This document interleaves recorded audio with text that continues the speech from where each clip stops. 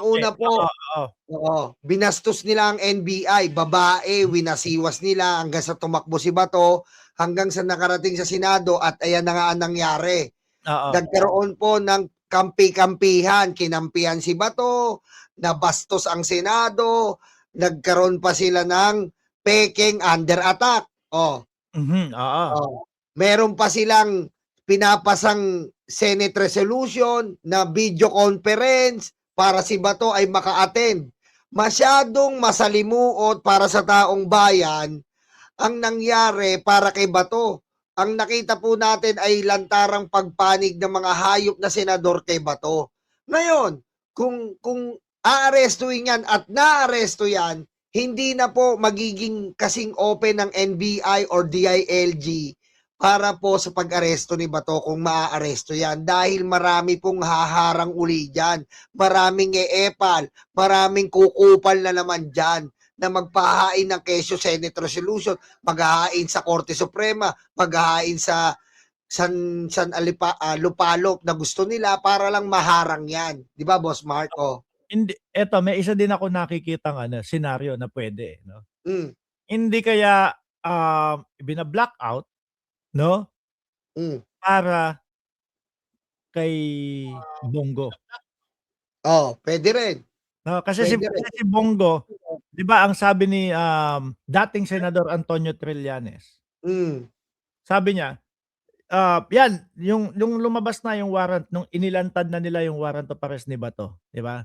Ang sabi ni dating Senador Antonio Trillanes, ang susunod na si Bongo, mga ilang mga buwan susunod niyan, lalabas na din ang warrant of arrest. Kailan pa yung nung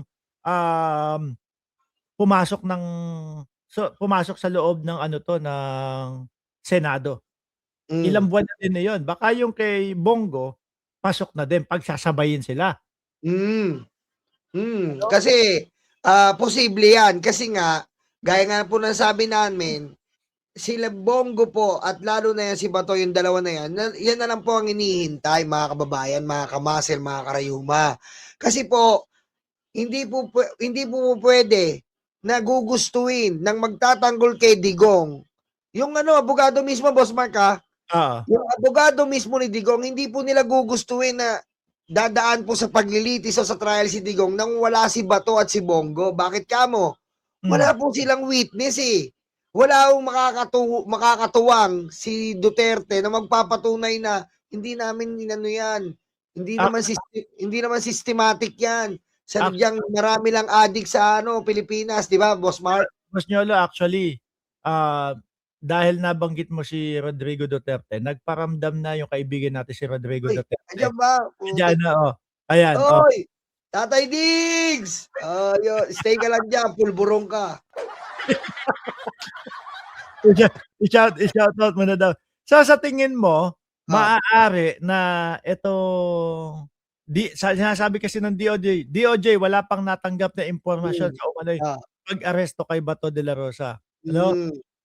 Kagaya ito nung dati na kasi si Ombudsman Boying Remulla, naalala mo yan, sinabi niya na may warrant of arrest na si Bato de la Rosa. Tapos biglang kapatid na si John Vic, biglang sinabi naman, hindi, wala pa kaming natatanggap, ganito. Kabahagi, kumbaga tingin mo na ito ay pagtatakip para hindi gumulo ulit. Oo. Yun nga Boss Mark, di ba, meron tayong tinatawag na pagsisinungaling at may tayong tinatawag na white lies. Di ba?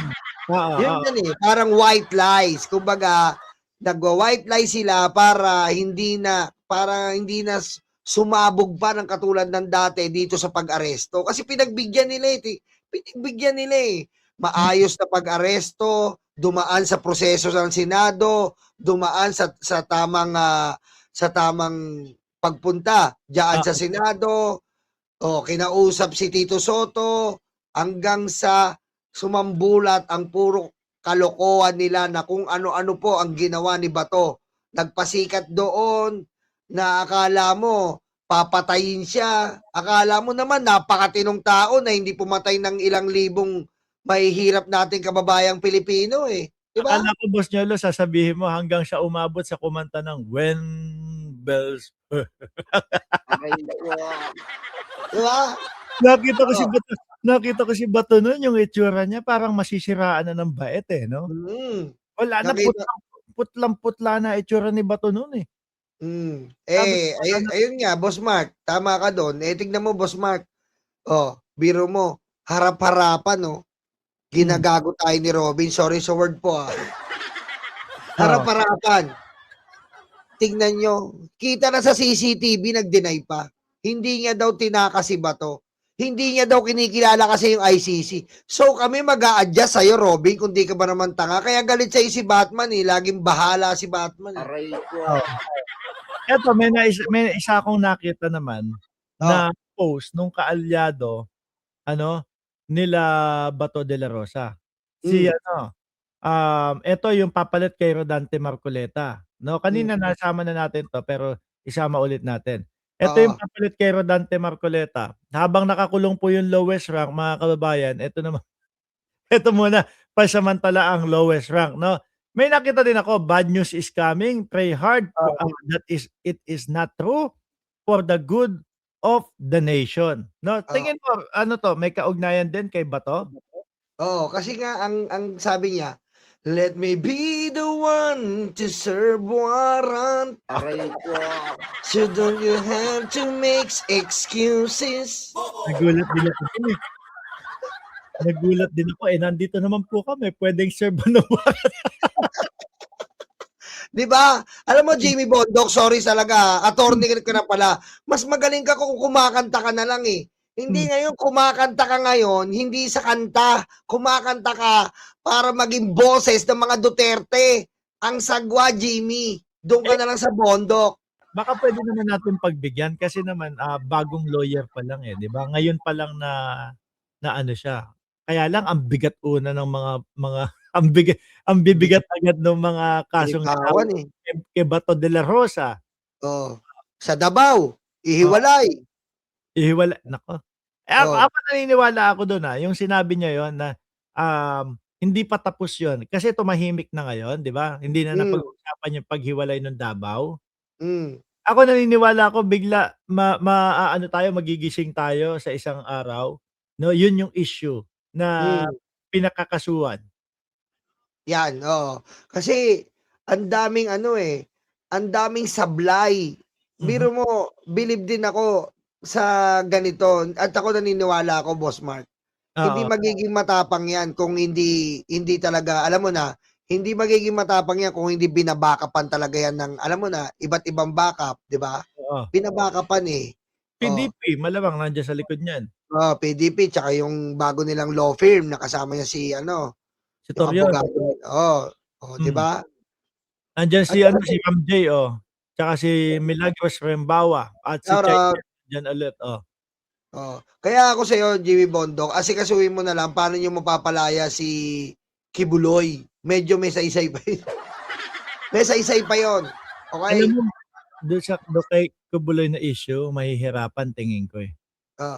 Bakit? Mahihirapan. Alam mo kasi kapag kayan, kung maabsuelto nila sa Pilipinas yan, hahabulin ng FBI yan at hindi pwedeng basta na lang, wala na, absuelto na si Kibuloy, laya ka na, palalabasin agad.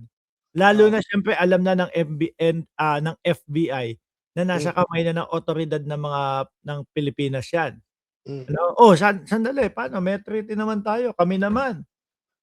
Pinalaya nyo dyan sa inyo o napawalang bisa nyo dyan sa inyo, kami naman dito sa Estados Unidos kasi hinahabol namin yan sa FBI. At yun ang tingin kong ayaw mangyari talaga nung kampong Kibuloy.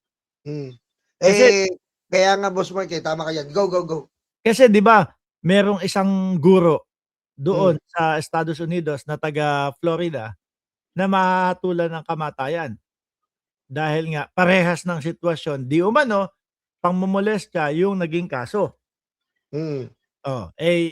Siyempre kapagka na siya doon, pagka nahatulang guilty siya doon, malamang yun din ang kahantungan niya.